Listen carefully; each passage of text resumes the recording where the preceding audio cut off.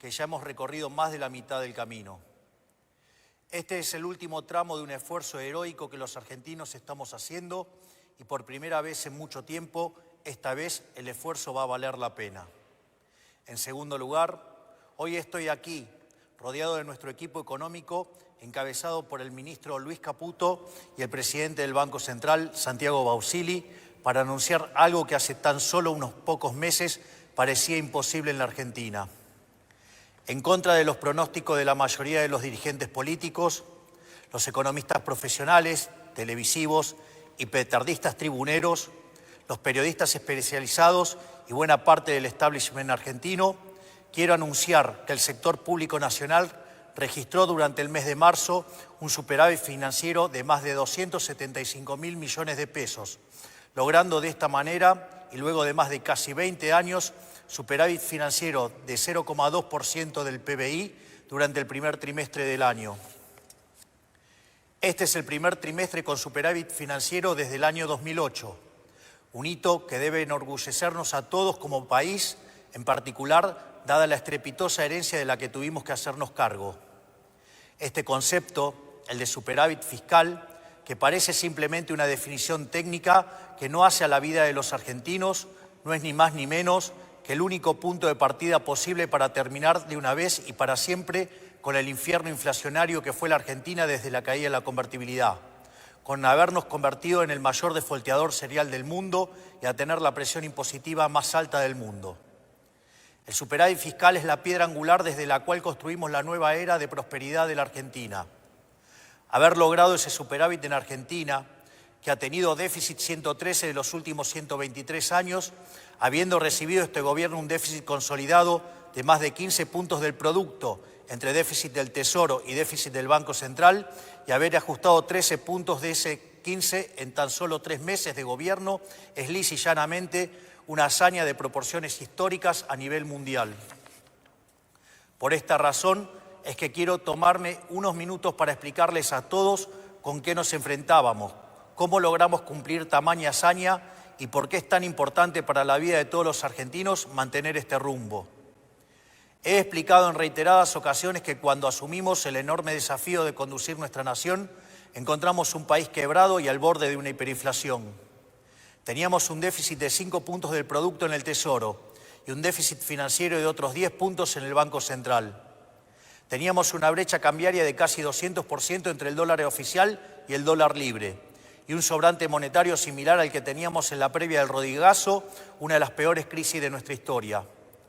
Sumado a esto, teníamos una deuda no reconocida con importadores por más de 50.000 millones de dólares y una deuda en pesos por el equivalente a 90.000 millones de dólares. El acuerdo con el Fondo Monetario Internacional estaba caído y durante la primera semana de nuestro gobierno la inflación venía corriendo al 1,2% diario. Es decir, asumimos el gobierno con la inflación corriendo al 7.600% anual, con un sobrante monetario y un Banco Central quebrado que hubiese llevado la inflación al 15.000% anual.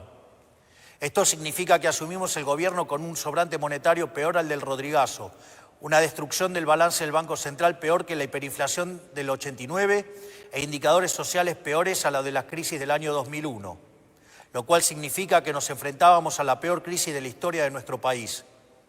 Por eso, desde que asumimos, nos enfocamos en dos cuestiones esenciales. En primer lugar, dijimos que la causa de todos los males en la Argentina era el déficit fiscal, ya que producto de la obsesión de los políticos argentinos por gastar lo que no tenemos y agotando las fuentes de endeudamiento y la suba de impuestos, recurrían a la emisión monetaria, que es la única y probada causa de la inflación.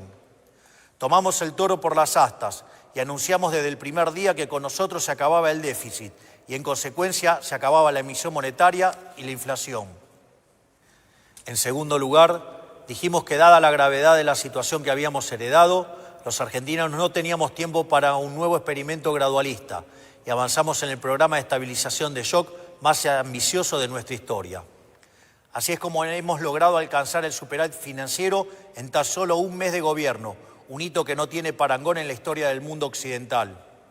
Hoy podemos afirmar sin lugar a dudas que, pese a la oposición de buena parte del establishment económico y político de la Argentina, pese a quienes sistemáticamente ponen en cuestionamiento nuestras ideas y pese a quienes directamente pregonan por nuestro fracaso para volver al poder, el gobierno tenía razón y nuestro plan está funcionando.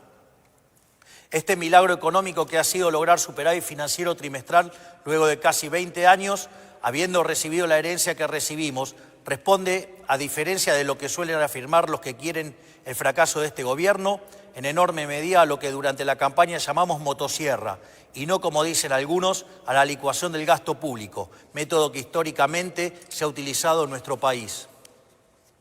De los 5 puntos del déficit del Tesoro que hemos ajustado, solo 0,4% responde a la pérdida del poder adquisitivo de las jubilaciones, pérdida producida por la nefasta fórmula de movilidad de Alberto Fernández que quisimos modificar en la ley base y que luego tuvimos que modificar por DNU, frente a la falta de voluntad de algunos sectores políticos.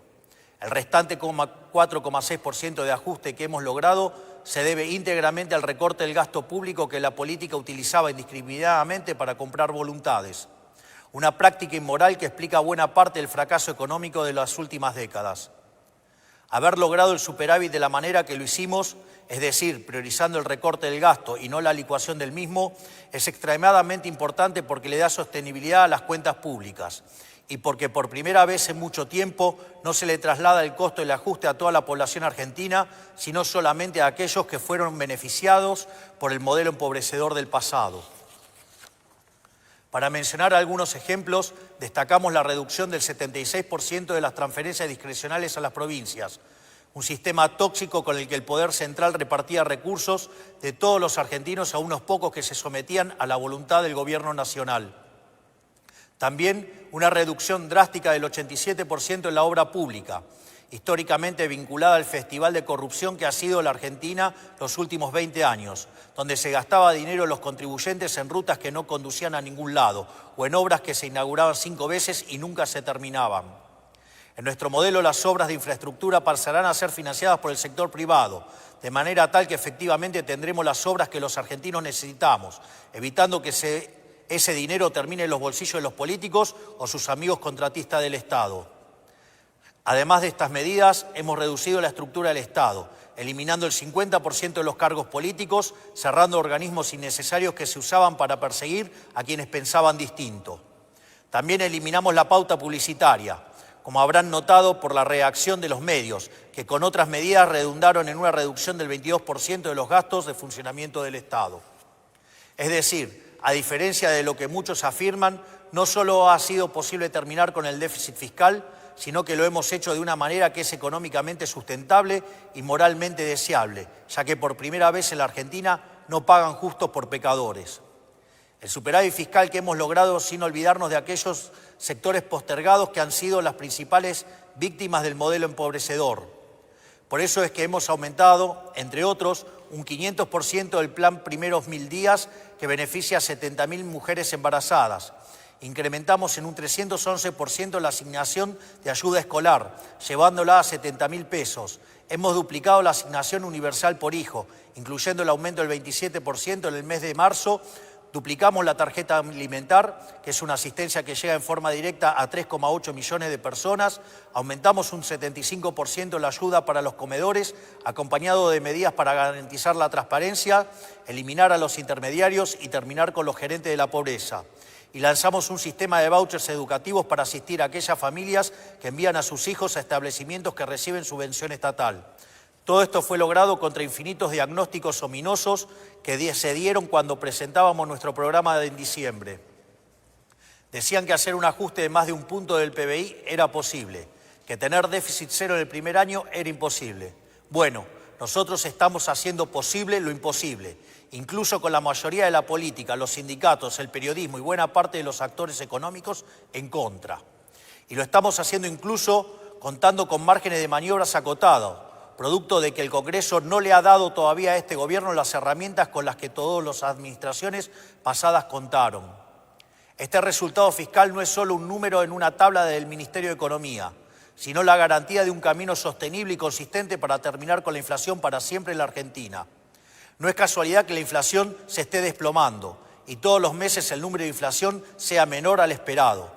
particularmente en el mes de marzo, que en teoría iba a ser el mes más difícil para las cuentas públicas.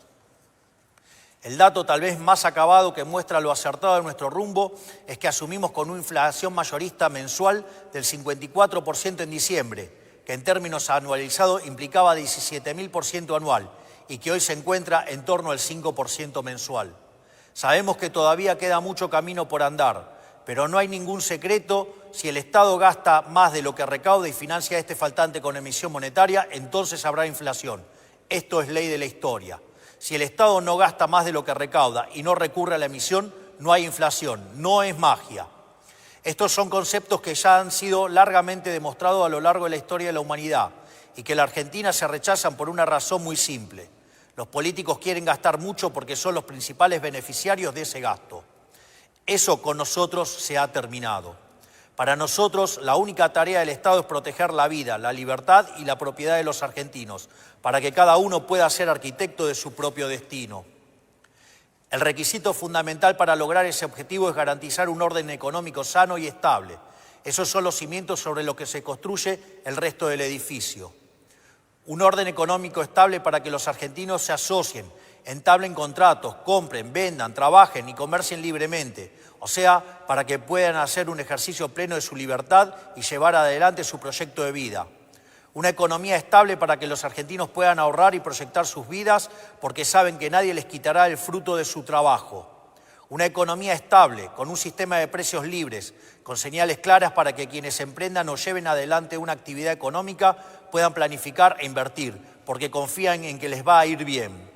Esa es la tarea del Estado: generar las condiciones básicas para que la sociedad y la actividad privada florezca. Por eso, quiero aprovechar para decirles a todos aquellos que esperan que la salida venga de la mano del gasto público, a todos aquellos, tanto en el mundo de la política como del establishment económico, que creen que estos éxitos son coyunturales y que eventualmente tendremos que empezar a aumentar el gasto, quiero decirles que eso nunca va a ocurrir en nuestro gobierno.